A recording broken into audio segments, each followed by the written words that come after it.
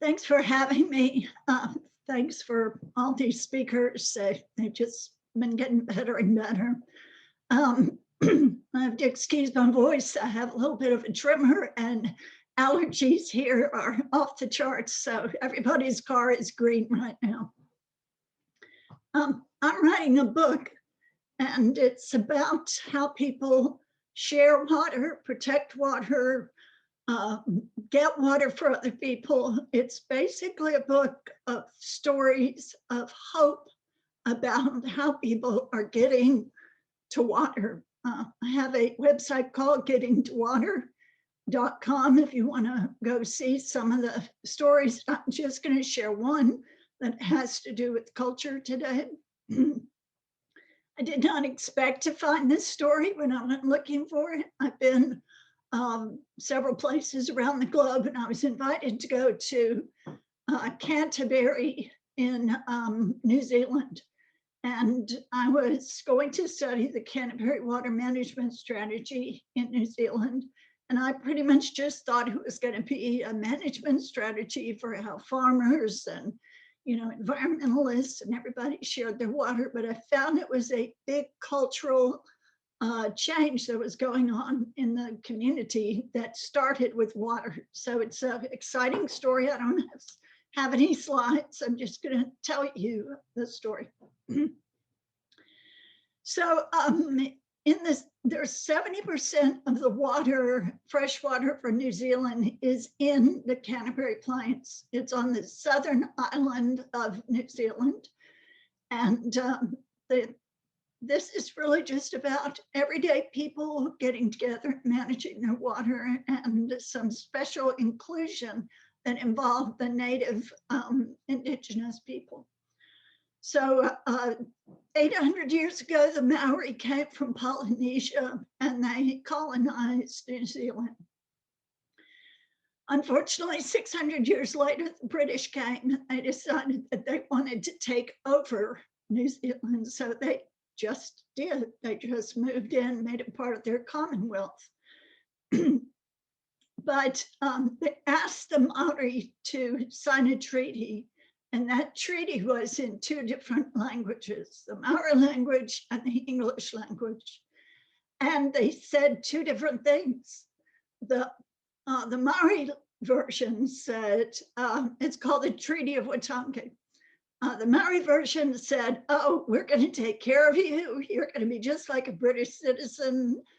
We will protect you and you can we'll buy land from you and we'll pay you for it and we'll bring in education and medicine and roads and trade.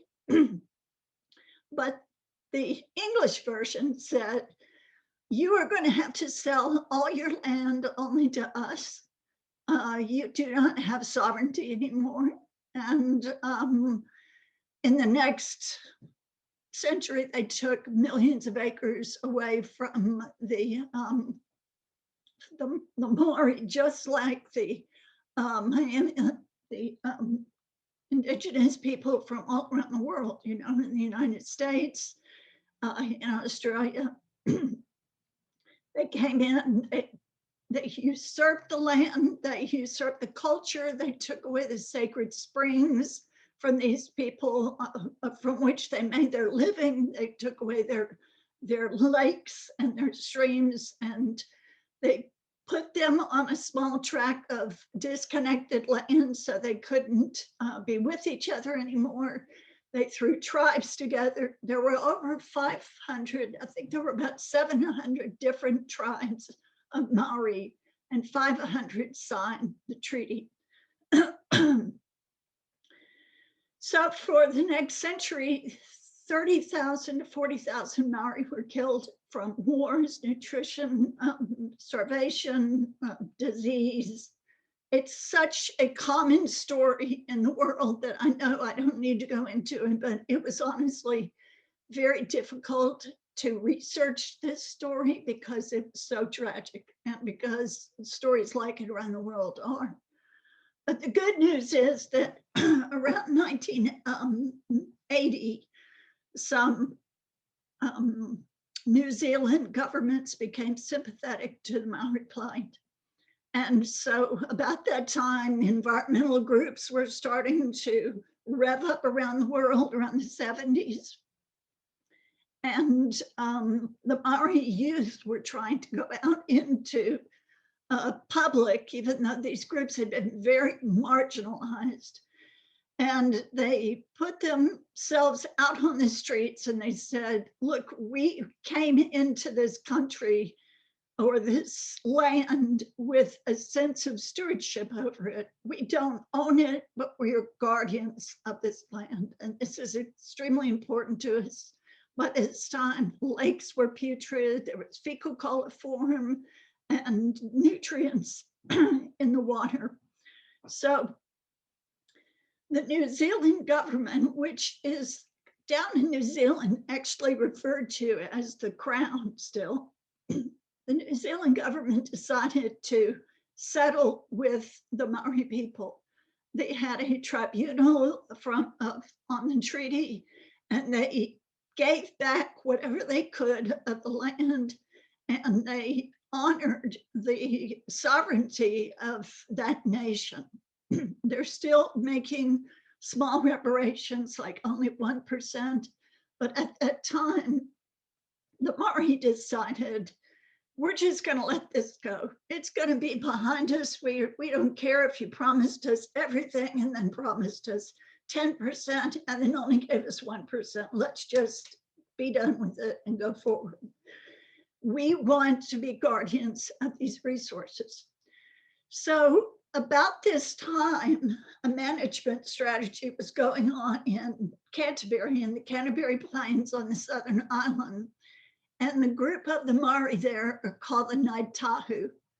And that's sort of the collective group of Maori on that island. And because they had sovereignty now, they could actually co-govern with the British government as much as possible. That's what they started doing. And they started doing it over water. So the Canterbury Water Management Strategy divided Canterbury, which is full of farmers and developers and dairy and irrigators and environmentalists, and Ngāi Tahu. And they said, everybody's going to be in a different zone. We've got 10 different zones that are really distinct here, and 10 different kinds of representation that can be made in the zone. Some are more farming, some are more tourism. And so the people in the zones that were put on the committees to look at the water quality were specific to each zone. And on each zone was a Maori representative. So the Maori started talking about their sense of guardianship. And then they started in the first meetings, there was a lot of distrust. So they put everybody together first in meetings for a while. They had professional facilitators. And then they started going on field trips around their zone. And while they were in the car and on the bus and on the land, looking into how different people use the water, they started talking to each other. And the Maori started hosting food, just like Rod and his pancake dinner, started feeding people and started getting together face to face. And the Maori actually have a concept called face to face, which if they want to get together, look at you in the face, smell you, hear you, and see you. And that's how business should be done. So they have one more concept called working the food. And one day at one of the zone committee meetings, they were out on a field trip. And this is at the very beginning to sort of illustrate the distrust that was in the room at the beginning. These farmers didn't want to hear from any ponytailed Maori who wanted to talk to them about water. So they were sitting there with their arms crossed, kind of, mumbling to themselves. And this Maori got up in front of them and started talking about how the Maori collect food, sustainability, how working the food is about their nets, it's about their cooking, it's about their sharing of food. And in 5 minutes, the farmers were like this. they were on the edge of their seats because of this change that they were hearing, about this different cultural concept that was being shared. So basically what happened is the Maori just became part of the water conversation to such a strong extent that there were even parliamentary members that I talked to who were learning the Maori language just so they could talk inside the hui meetings of the Maori. All the signage changed in the environmental Canterbury building, which is like their EPA. Everything came out in Maori and English. And so it was this huge cultural change. When I interviewed these non-white Maori, non-Maori people, mostly men, their faces looked like Moses coming down from the tablets, with the tablets in their hand. These guys were viscerally changed. They were gushing about this cultural shift. And it was wonderful for the water. It's wonderful that everybody got together and the stakeholders got together. But what the white people got from including the Maori was more than water.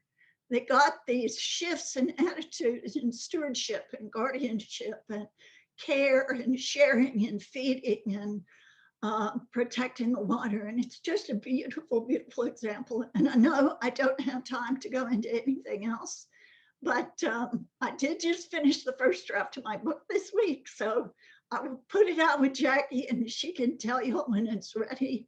I hope you go to my website. And a lot of those good stories also happen in Northwest and the Northern Plains in the US. The cowboys and the Indians actually got together and formed what they call the CIA, the Cowboy Indian Alliance. And they used the power of the sovereignty of the First Nations to fight off some of these pipelines and water threats. So thank you for having me. And if you have any questions, please feel free to email me. Thank you. All right, Kathleen, thank you so much for that. I think so much has been shared through stories today so far. And I know that Judith LeBlanc, who is our keynote speaker coming up at noon today, she's the director of the Native Organizers Alliance. She is going to be getting into some of the stories that Kathleen briefly referenced here at the end in terms of cooperation between the ranchers and the indigenous people that are, struggling against these pipelines. Again, back to Roxanne's initial presentation today. And anyone also who's interested, there are a number of resources online about the Maori people, but I think if you want kind of a short intro in terms of some of their current work today, as well under the Ardern government, The Guardian back in February 2020 did a really great 5-part series from 5 different Maori writers that can build upon and deepen some of the information here that Kathleen has shared. So I want to extend a thank you to all of our panelists today. We are going to go ahead and end the session as we prepare for the keynote at noon.